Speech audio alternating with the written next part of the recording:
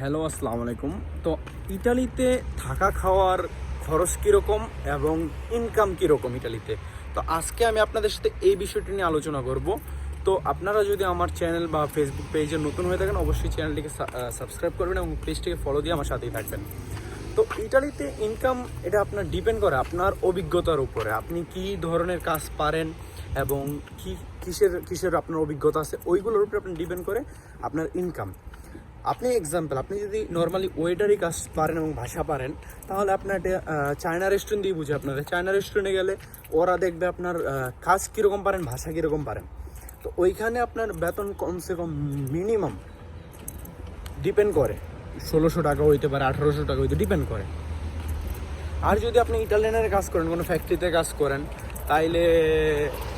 তাইলে আপনার থাকা খাওয়া নিজের হইতে হবে। কারণ চায়নাদের কাজ করলে আপনার ঘর দিব, কিন্তু ইটালিয়ানরা আপনার ঘর দিব না, থাকার জায়গা দিব না, খাওয়া আপনার নিজের হইতে হইব।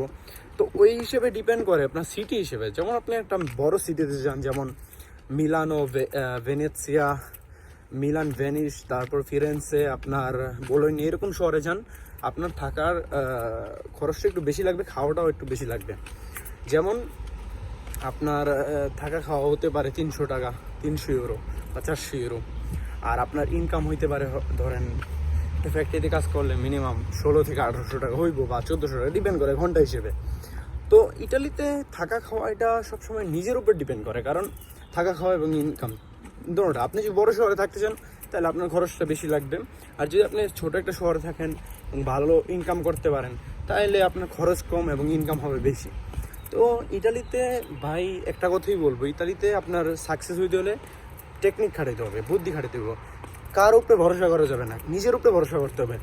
ইটালি এমন একটা দেশ, এখানে আমি বাংলাদেশি বলতেছি, সব বাংলাদেশি এক না, তারপরেও কিছু কিছু বাঙালি আছে আপনার অন্যের ভালো দেখতে পারে না। তো আপনার কেউ হেল্প করবে না এই দেশে, ঠিক আছে?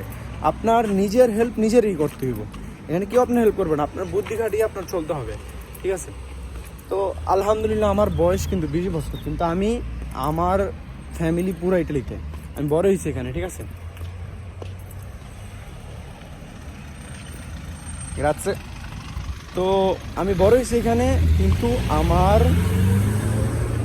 আলহামদুলিল্লাহ আমার আব্বু আম্মুর থেকে আমি জীবনেও চাইনি যে আমার এটা লাগবে, এটা লাগবে। আমি নিজে ছোটোবেলা থেকে মেহনত করে আমি আজকে এই পর্যায়ে আমার নিজের আলহামদুলিল্লাহ লাইসেন্স করছি, গাড়িও ছিল আলহামদুলিল্লাহ, ভালো একটা জব করতেছি, ভালো বেতনে কাজ করতেছি, ঠিক আছে?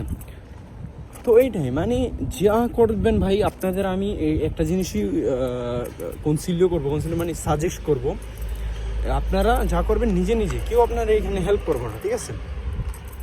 তো আমার কথা এটাই ছিল, ইটালিতে খরচ এবং খাওয়া এবং ইনকাম এগুলো সব নিজের উপরে, ঠিক আছে? আপনি আপনার বুদ্ধি খাটায় চলতে হবে ইটালিতে। তো যাই হোক, আশা করি ভিডিওটি আপনাদের একটু হলেও উপকার হয়েছে। আর যদি ভাই ভিডিওটি না ভালো লাগে, অবশ্যই বাজে কমেন্ট করবেন না ভাই। ভিডিওটি না ভালো লাগলে আপনি আনলাইক করতে পারেন, আপনার উপরে ডিপেন্ড করে।